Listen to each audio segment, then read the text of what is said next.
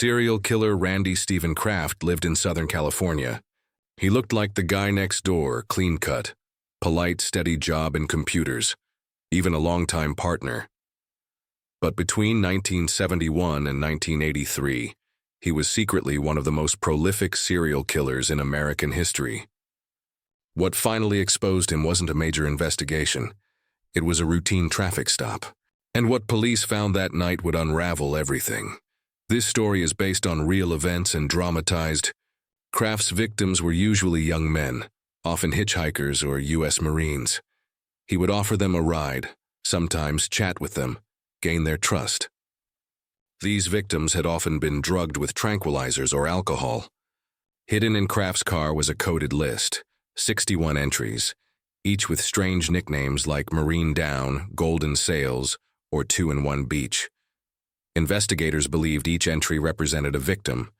To this day, some of those entries have never been fully identified. This is why he's now known as the Scorecard Killer. On May 14, 1983, 2 highway patrol officers pulled Kraft over near Mission Viejo, California, for erratic driving. They noticed the man in the passenger seat wasn't responding, and when they looked closer, they realized he wasn't breathing. The passenger, a 25-year-old Marine, was deceased. His pants were unzipped, and fibers were found on his body that would later be matched to Kraft's vehicle. In the trunk, police found alcohol, prescription sedatives, rope, tape, photographs, and what looked like a disturbing toolkit. That's when the investigation exploded. In Kraft's home, they found more Polaroids of unconscious men.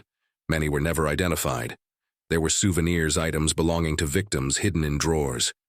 One of the most damning pieces of evidence? A roll of carpet fibers that matched those found on several victims.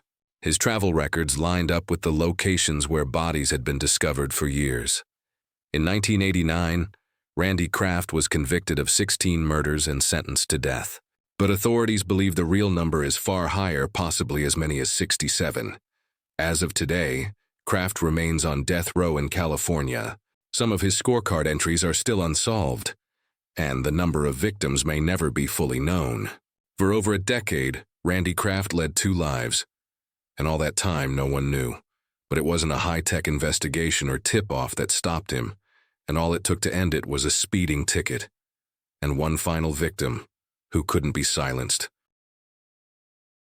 Thank you for watching. Please like, share, and subscribe.